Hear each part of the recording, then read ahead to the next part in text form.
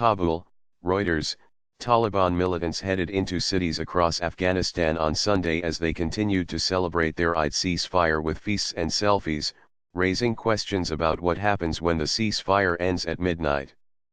President Ashraf Ghani extended a government ceasefire on Saturday and urged the Taliban to do the same, garnering praise at home and international backing, but critics said such overtures have allowed the Taliban to pour into cities unchecked and win the upper hand. Ghani had committed a grave mistake by allowing Taliban fighters to enter government-controlled areas, said Amarullah Saleh, a politician and a former head of the National Directorate of Security. We don't trademark to have mechanisms in place to mitigate the breach of ceasefire by the Taliban, Saleh told Reuters. Members of parliament opposing Ghani trademark's move said he had not consulted politicians and would be left with no recourse if the Taliban rejected his impromptu request. A senior Western diplomat in Kabul said Ghani trademark's decision was a bold move but questioned what happens if the Taliban do not extend their unprecedented halt in hostilities against government forces. Consequences could be disastrous he said. Over the weekend, ecstatic men and children crowded around the soldiers and Taliban fighters, some of whom had checked in their weapons at the entrances to cities, and urged them to turn their ceasefire into a permanent peace. Governors and senior government officials hosted small feasts, played music to welcome the militants' trademark ceasefire, coinciding with the close of the month-long Ramadan fasting season. So far, no decision has been made for the extension of the ceasefire, so today is the last day of our three-day truce, Taliban spokesman Zabihullah Mujahid said. Our normal operations will start tomorrow, Monday. Ghani trademark's office has yet to declare a new time frame for the extended ceasefire. Members of Afghanistan trademark's High Peace Council supported the decision and urged the Taliban, whose numbers on the streets of Kabul and other cities are impossible to calculate, to extend their ceasefire. Good steps for peace have been taken, but more steps have to be taken, said Council Chairman Kareem Khalili.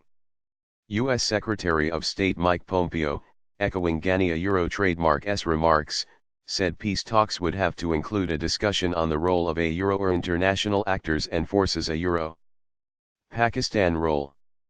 Ghani has full blessings of the U.S. administration, and it is crucial for the U.S. officials to prove that Trump trademark's policies are working and talks with the Afghan Taliban are imminent, said a senior diplomat who met Afghan officials on Sunday to monitor the chance of back-channel talks with Taliban leaders.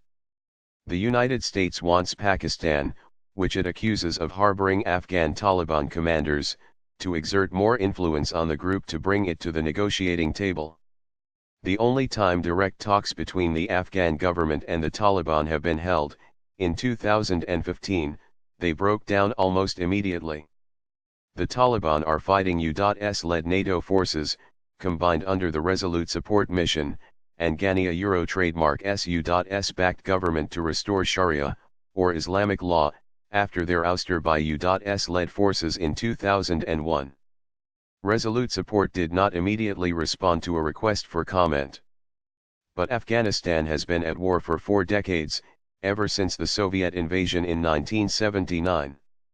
A car bomb killed 36 people at a gathering of Taliban and Afghan armed forces in the eastern city of Nangarhar on Saturday. Islamic State claimed responsibility. On Sunday, Taliban insurgents were traveling freely with their flags and meeting civilians despite curbs imposed after the Nangarhar attack.